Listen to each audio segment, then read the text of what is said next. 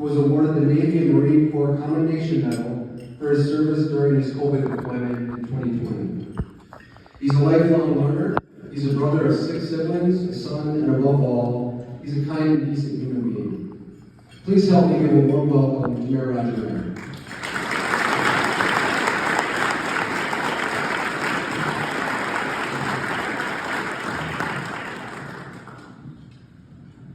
Well, thank you, Matt. I appreciate that, and thank you to everyone who took time out to be here today. I don't know if it was quite the record attendance that we had a couple of years ago, but and I want to do a couple things just before I get going. First of all, to recognize the many city staff that have joined us here today. John Dugage, who works on the policy and government affairs, Jess Pepper, who does community engagement, Kelly Matuska, our public information officer. If you've not yet met the guy in the fancy British suit, new this weekend, I understand, our city administrator, Matt Staling, is here. Nina, I'm going to make you stand up. Nina Salinas is our new director of finance, and she has made her way to Duluth all the way from San Antonio, Texas.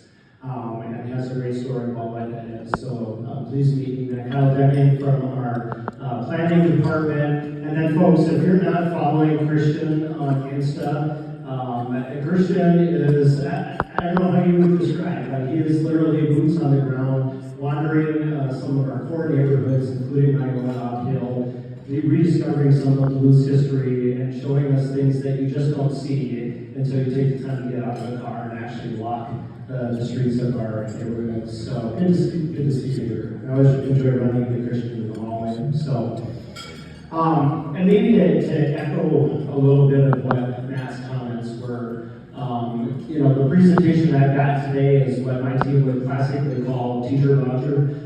It's sort of right out of my teaching days, wanting to sort of help you understand some of the realities that face the city of Duluth, as well as some of the things that we've accomplished over the last couple of years, the challenges and opportunities that lie ahead of us. But, as Matt said, I think it's really important just to acknowledge the moment that we're in. I've been around public service for some 20 years, and I've not seen what we're seeing right now, and the weight, and the anxiety, and frankly, the fear that many in our community are feeling. Many in our community, frankly, don't look like me. And I will say, and I've said this before, and I think it's a great opportunity to repeat a couple things. Number one, all are welcome in Duluth. It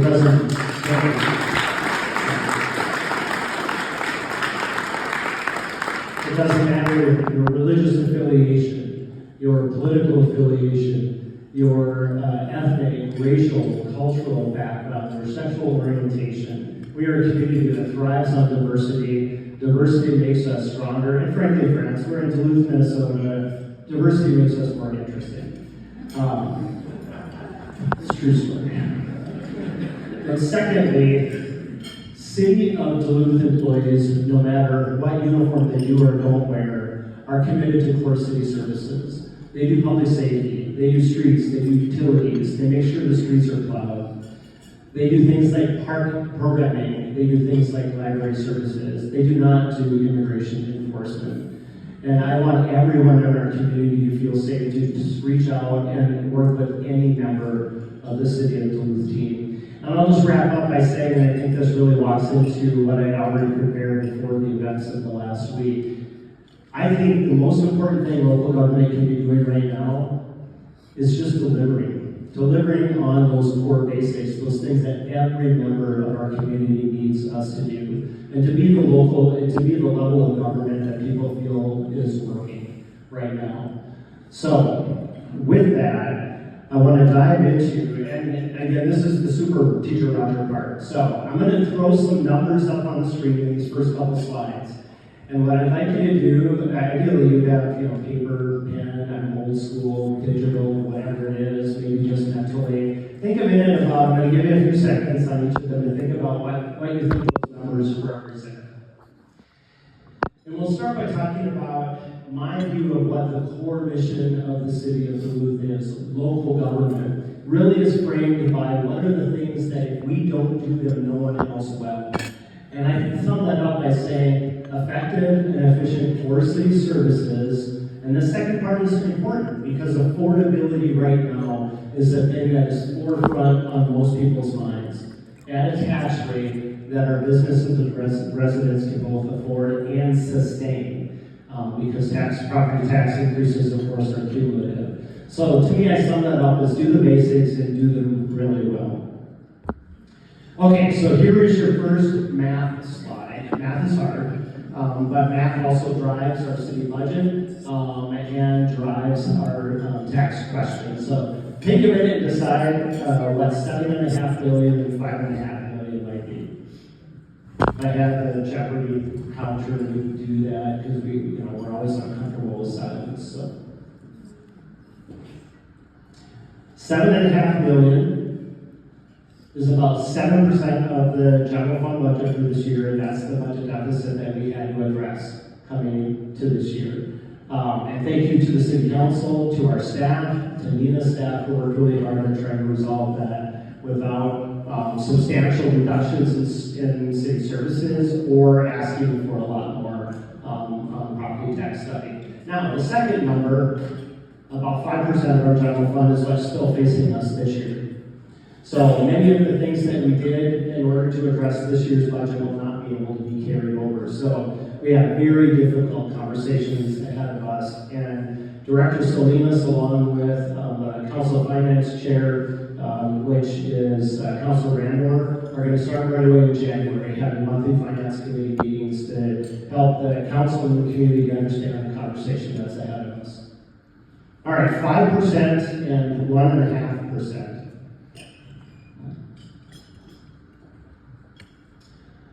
5.5% is the annual projected growth on the expense side of our ledger, and it's largely compensation and benefits. We are a people-intensive business. In fact, you'll see later that about 74% of our, 82% of our city budget is people-related. It's compensation, it's benefits, it's people-related expenses, and that's growing annually at about a rate of 5%. So you probably guessed already, 1.5% is our annual projected increase on the revenue side of the equation. So when you look at those numbers, $7.5 million, $5.5 million, they're not from city staff not doing a great job. They're not from leadership not managing our resources well. It's a structural deficit. It is baked in year after year because 5% is bigger than 1.5. So every year we have a 3.5% gap that we're trying to close. That 1.5% comes exclusively from new tax base growth. So you'll hear me talk a lot about the importance of growing our tax base. When we're able to grow our tax base, we're able to better meet those expenses without having to ask for more on the property tax levy. And the way Minnesota is structured as a small p progressive state, commercial pays about 2/3 of the bill. So importantly, when commercial doesn't grow, residential has to pick that difference up, and it has to pick it up at roughly a 2.5 times rate of that of commercial.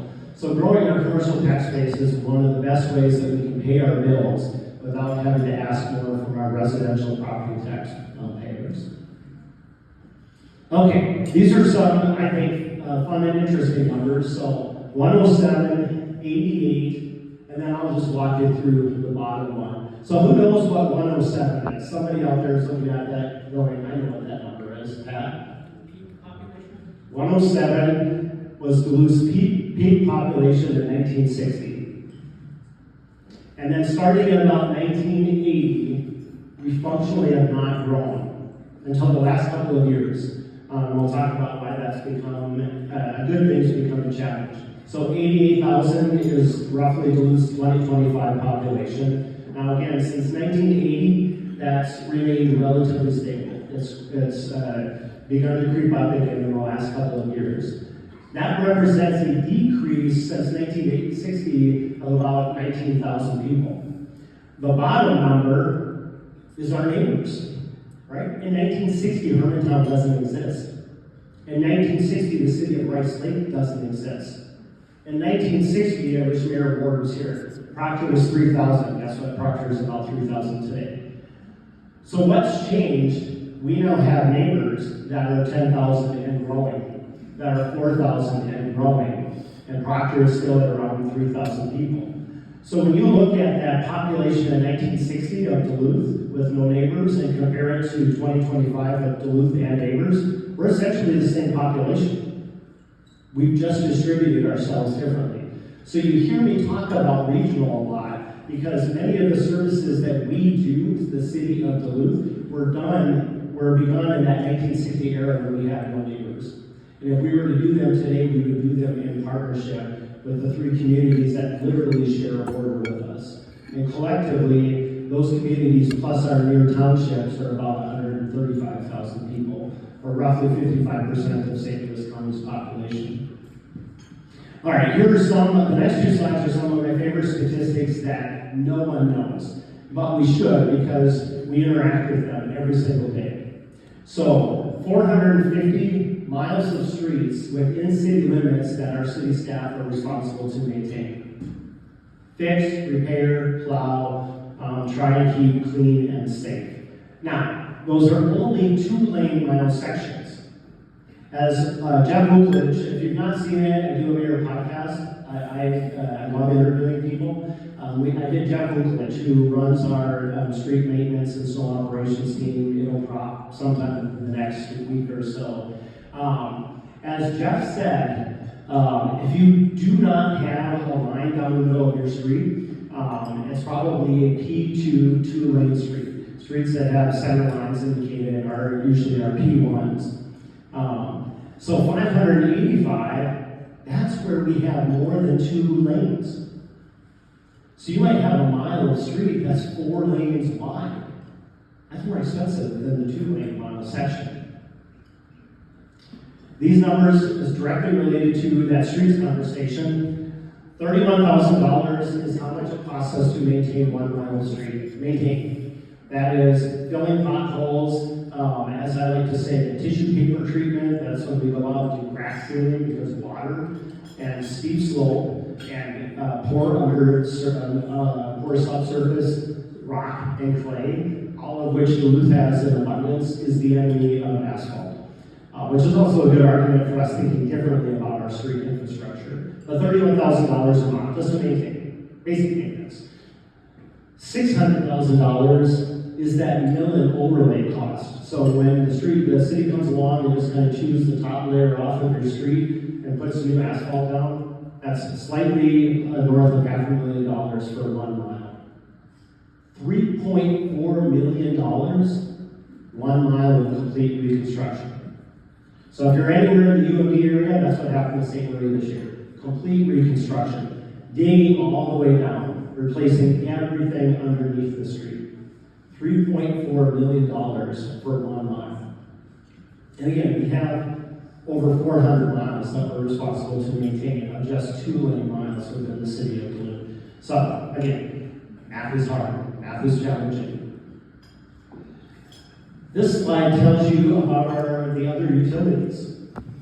500 miles of underground water lines.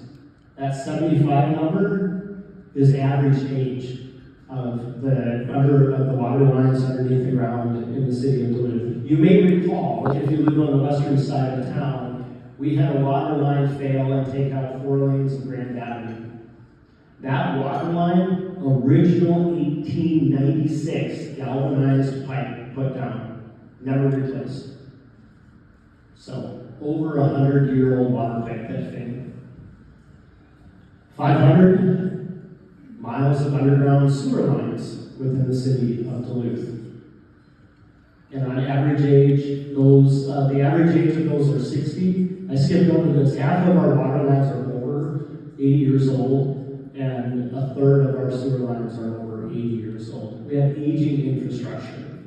We are an old, post-industrial Great Lakes city with the infrastructure that goes along with it. Which, as an aside, and I'm going to talk about this in March during that State of the City as well. If you've not heard of or read the book titled Strong Towns, pick up a copy. Dig in. It really addresses how cities need to think about infrastructure. We are really, really good at building new, and we're really, really bad at thinking about how we maintain that over a 30, 40, 50, 70-year period of time, and how we save the money necessary to replace it when that replacement comes. And it also really emphasizes the importance of cities like Duluth to focus on the core, where we have a lot of tax-based density and where we can make small investments that help encourage private property owners off the sideline to be part of that, part of moving our community forward. And then 70 years is about the life expectancy of both water and sewer lines. So you can see the challenge of what we're facing with half of our water lines and a third of our sewer lines already being north of that failure timeline.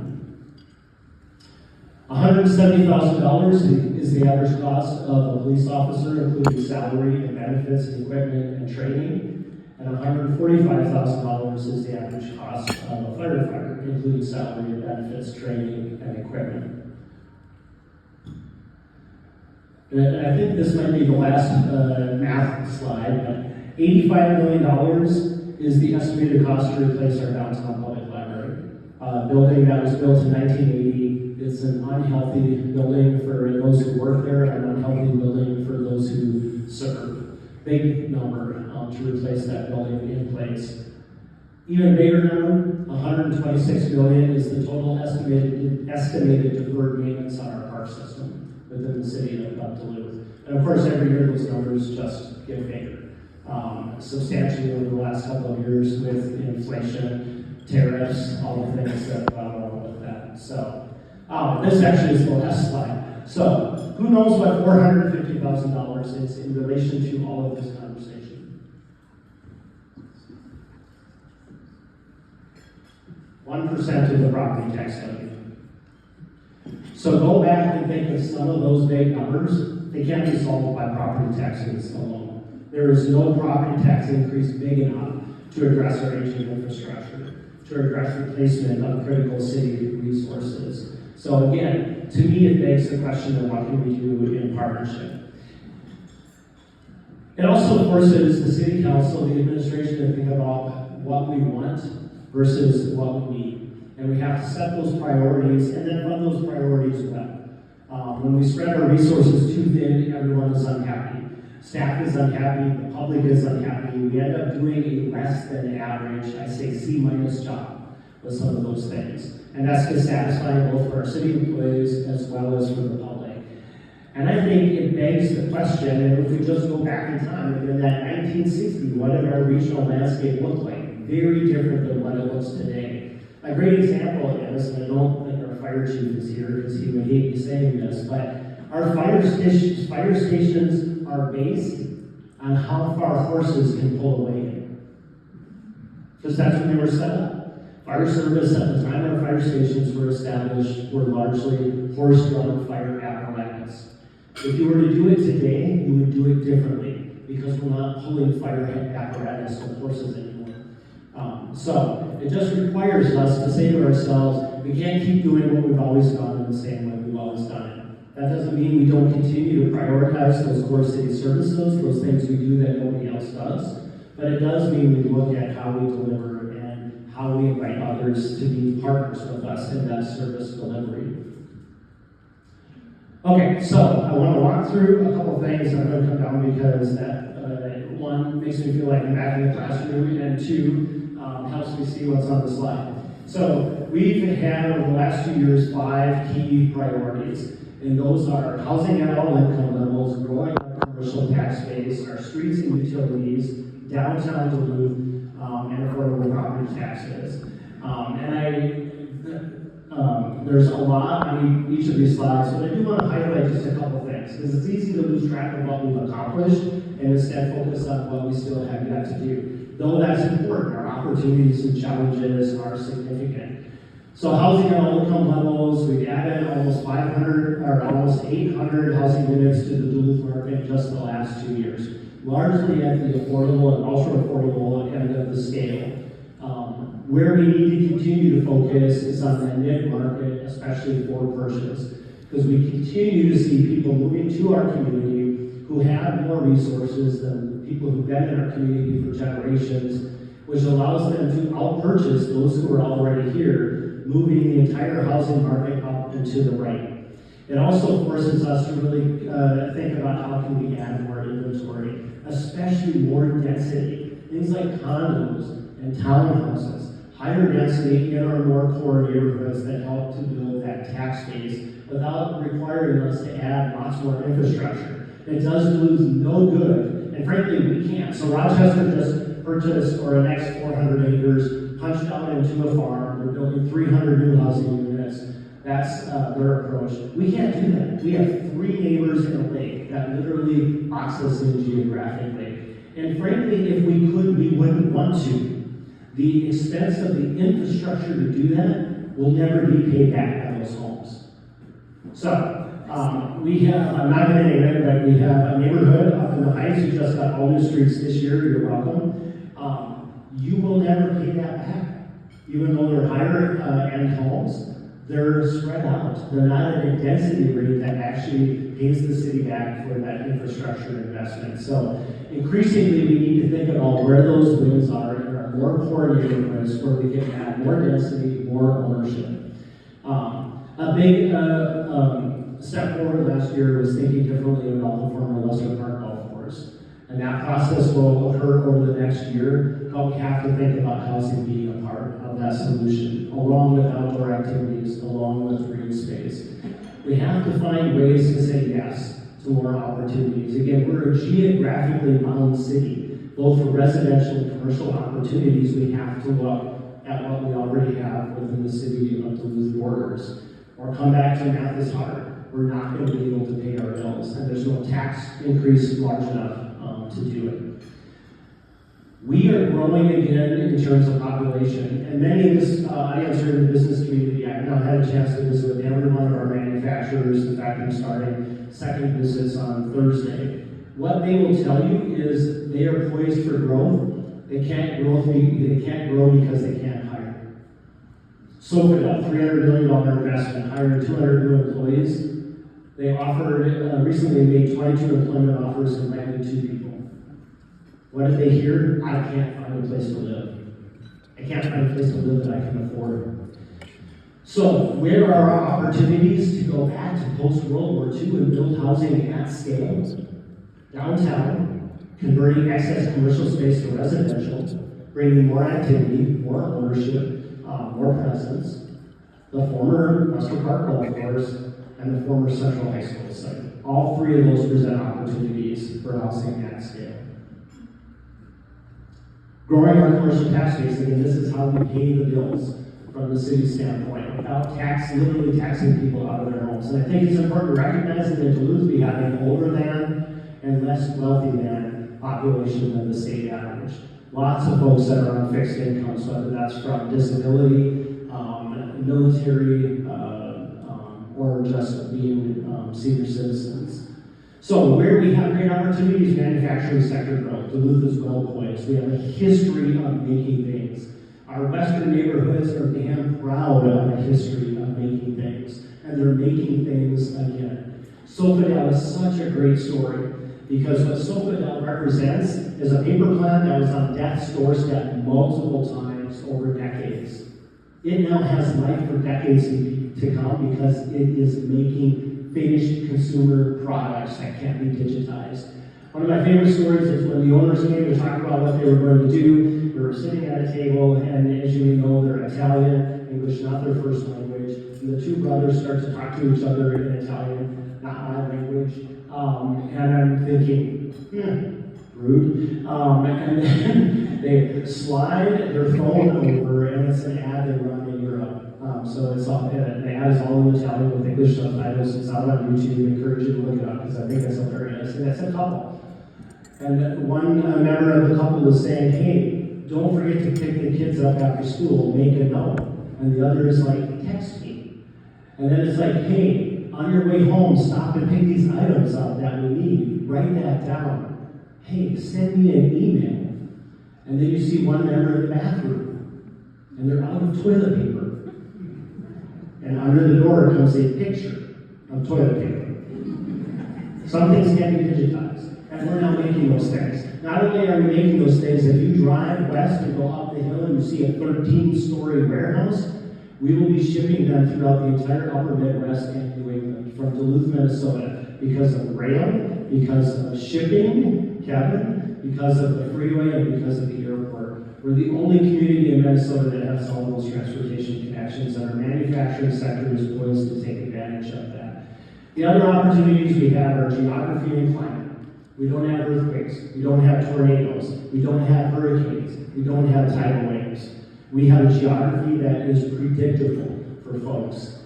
And frankly, we have a colder climate, which is helpful for technology, helpful for machinery. And so some of those things that we have always thought would be challenges for us are turning out to be opportunities. And we have technology now integrating into that manufacturing sector. If you've not had a chance to learn about Bakru, I encourage you to learn about Bakru. This is a true startup story right down on the waterfront. They're making autonomous terrestrial vehicles. Started from a tragic story of someone literally being decapitated as they were pulling cable under a solar field. And that resulted in an autonomous terrestrial vehicle that can now do that. It can mow roadside ditches that are too steep for people to do. It can do things like move through warehouses and move materials, all being done in Duluth, Minnesota, literally out of a warehouse, poised for significant growth. Streets and utilities, we talked about what the challenges confronting us. Over the last 2 years, we've repaired or replaced 36 miles. You do the math, a street well maintained should last about 30 miles, so we need to do plus or minus 15 miles a year in order to refresh our system every 30 years. You drive around and you say, well, why does Duluth have such terrible streets? I will say, number one, clay, rock, slope. Number two, for many years, we did less than 2 miles a year. We got behind over 20-some years on that 15 miles a year that we need to do. So we are playing significant catch-up. Importantly, we don't talk about this enough. Over the last 2 years, we've replaced 2,400 lead service lines in a community that has almost 8,500, again, because of our age. If you've not had a chance to do it, you live in Duluth, please go online and check your service line coming into your home. You can do that, and it'll tell you if we know, and it will tell you if we don't know. And if we don't know, we can have somebody come out and test that for you. Again, aging infrastructure, and I would point out infrastructure that was meant for a population not just of 107,000 RP, but a goal of 130,000. So we continue to carry all of that infrastructure with a population that's around 88,000, which is also why you hear me talk about population growth. Incremental population growth focused on our core neighborhoods adds more payers to the system with only incrementally more infrastructure. So growing our population and higher density are definitely opportunities. Downtown, this continues to be our biggest challenge. And on the slide, I mentioned UGM, and Katie is right here. Katie and her leadership at UGM have been so significant in helping us think. Yes, absolutely.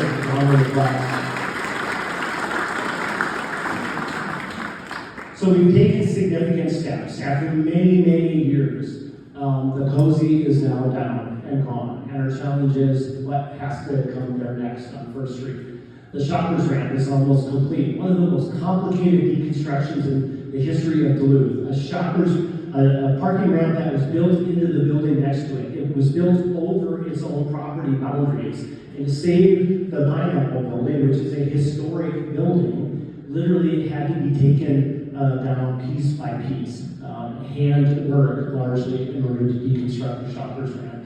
And we have a skywalk assessment that's coming out later this month that we presented to the council. But folks, bottom line up front, we can't continue to maintain 3 miles of an elevated skywalk and 30 miles of street level activity. That's not the downtown we have right now. So, my message to my fellow Duluthians, get ready to put a jacket on. Let's get back on the street level. Let's get our street level businesses active and vibrant, and then we can go back up again. Again, we have a lot less, this is not unique to Duluth, we have a lot less activity downtown.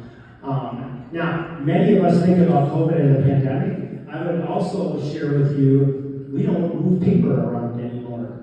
Think about the history of downtown Duluth. Title agencies, banks, financial companies, property businesses. What were they doing? They were moving paper from one place to another for your wet signature on a legal document. When we moved from signing things to digital signatures, that fundamentally changed the kind of professional activity that we were seeing in our downtown. What opportunity does that present us downtown residential? If we're a community that's growing, if we need more housing, we want more density, we want more ownership opportunities, then let's find a place for those folks to be in our downtown. We have a significant portion of our population that either never had kids or no longer has kids. They're still living in 3-bedroom, 2-bath homes in our neighborhoods. Those are family homes. We have an increasing number of folks that are looking to Duluth for what I call the third chapter of life. They're done working full-time, but they're not fully retired yet. They want to live here for quality of life choice. They may not be full-time residents, but they want a place to call home. And right now, we don't offer them that opportunity. They are ideal downtown residents. So what do? They buy a home in a neighborhood, and they pay more than, again, those generational Duluthians can afford for it, moving the entire market up and to the right.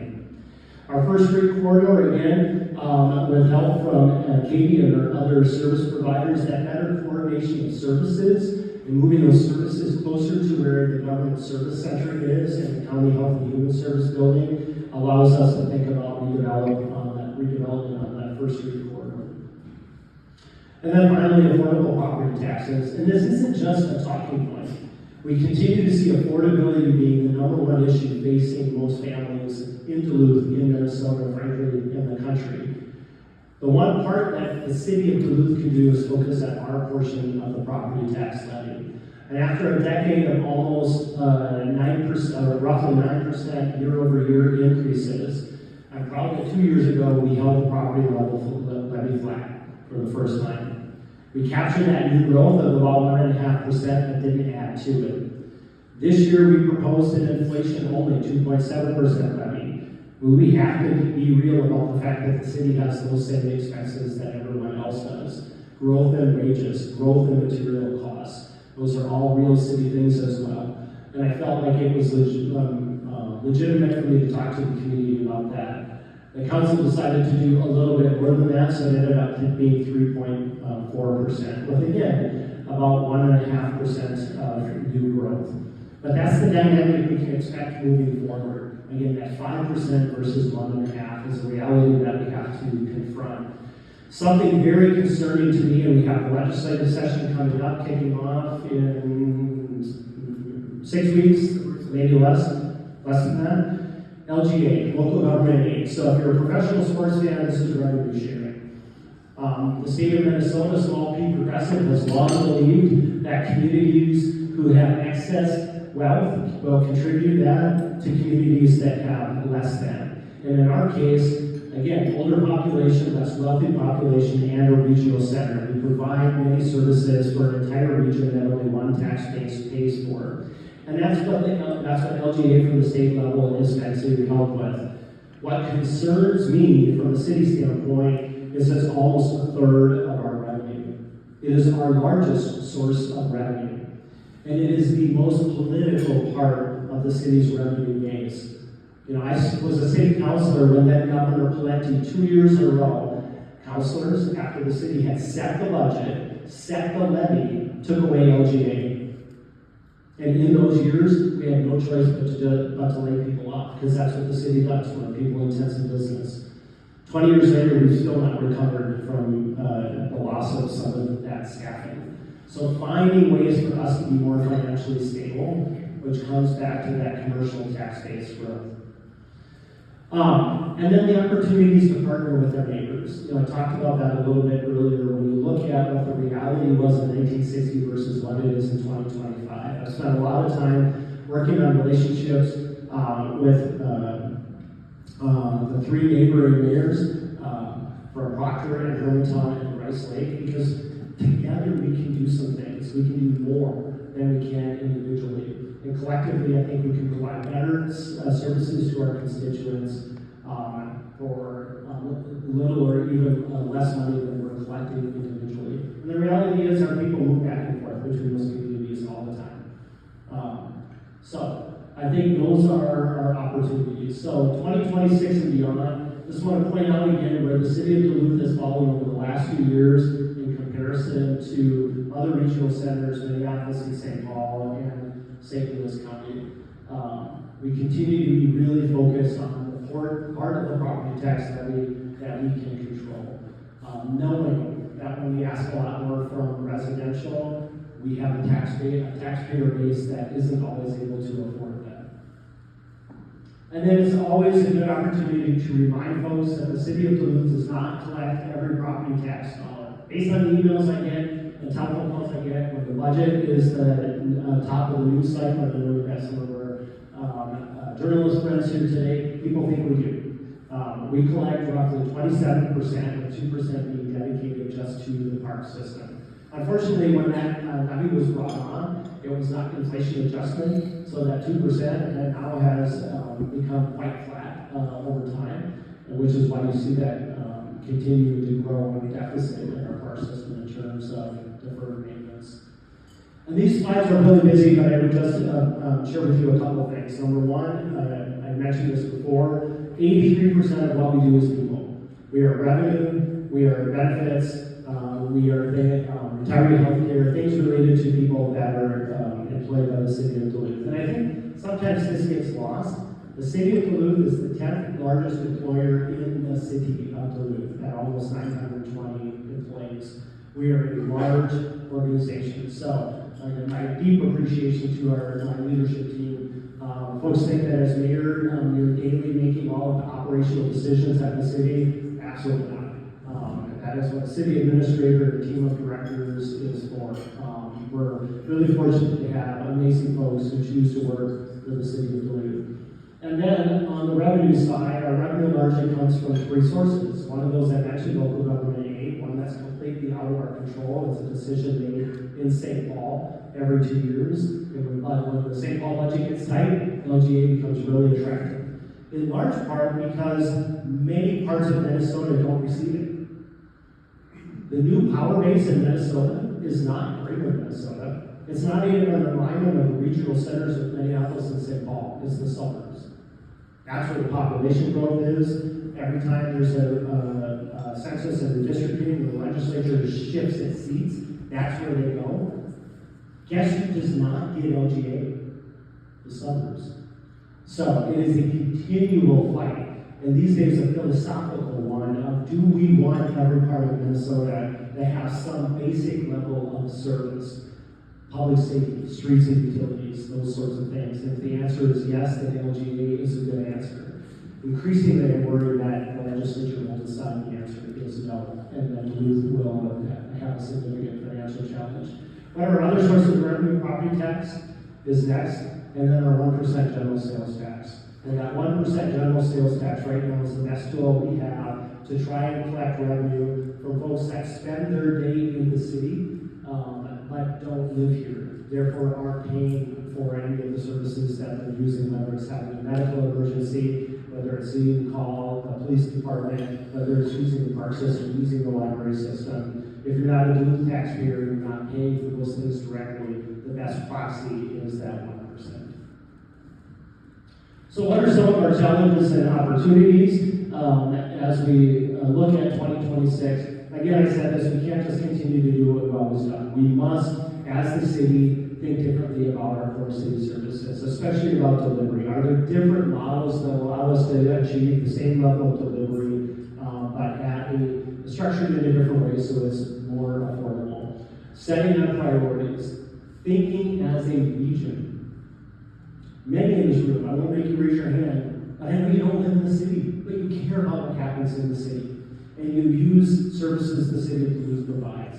So let's be partners in thinking about how we do that. And let's also think better about our partnerships with the business community, with our nonprofits, with our citizens, with our faith communities, with our other local government units, the ISD Sutherland, St. Louis County. Those are conversations that we all need to have because we all come back to the same taxpayers. And then I'll just wrap up with a couple of things that I think are going to be challenging as we move forward. Number one, the legislative session and just politics. We have a year ahead of us where in Minnesota, every single person's on the ballot. Governor, all the constitutional officers, every member of the state house, every member of the state senate. And I don't know if you've noticed, politics is kind of a thing right now. It's creating tension, it's creating anxiety, it's creating confusion at the national level, at the state level, and that's going to continue, I think, to spill down to the local level. And then, friends, social media. This continues to be, I think, one of our greatest challenges as a community. It is where most people get their information, but it's not always the most credible information. And you'll see that I make use of it. I try to get out there, not just things that I'm doing, but things like this. What can I explain? What can I help people understand? Because it is a space that I know people use, but it is also a space where we have to be willing to hold each other accountable for things that we say. And increasingly, we're seeing some of the really challenging online behavior become challenging behavior in our public spaces as well. And friends, Duluth, we're that big small town. I always say we're not 1 degree of separation, we're a 1/4 degree at best. If I don't know the person, I know the person who does. So, as Nina has put her roots down here, have we been able to connect you well, easily and quickly into the Duluth community? She's nodding her head yes, because we are that big small town. And I think that's also in this era where things feel challenging, things feel stressful, things feel anxious. This is our greatest advantage. Our ability to care for, to support, and to watch out for each other. And I fundamentally believe that Duluth can be the example of how we do it and do better. So with that, I thank you so much for this 3rd year in a row opportunity to come and talk with you. And more importantly, I thank you for the opportunity we're going to have over the year ahead to work together to confront, math is hard, to confront these numbers and figure out how we continue to do all the things that our community expects us to do, and at a level that we can all be proud of. So, thank you.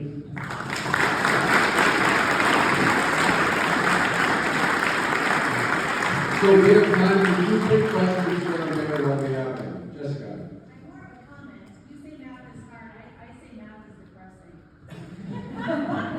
Thank you for your service. Thanks for showing up every day and for your incredible commitment to our city. You're very fortunate to have you. I appreciate that. But I would say thank you. And thank you to everyone in this room who takes the time to personally invest in the community, to invest in your places that you are, your civic organizations, your faith communities, your neighborhoods. The most fun thing I do all year, National Night Out. Hopping from one end to the town, Lynn's nodding her head. How many can we get to? Can we get to 8 to 10 to 12 to 13? How many hot dogs can you eat? How much ice cream can you put down? But people are so deeply invested in their neighborhoods. And at a time that things feel really, really challenging, like that's the place that you can still be connected with your neighbors and be so supportive of each other. I saw Tim's hand was up. Yeah. Robotics, please ask me a robotics question. So you mentioned Proctor, Hermantown, Rice Lake, Township. They're all in Minnesota, but our biggest neighbor is Superior. Sure. Is there any opportunity to go across the bridge to have collaboration with our biggest neighbor? No, that's such a great question, and thank you for pointing out the obvious. Stupid human-made geographic boundaries, right? That in the 1800s, like no one cared about, now have this profound impact. When I say 135,000 on our side of the border, at Superior, it's near neighbors, and we're a regional center of 250,000.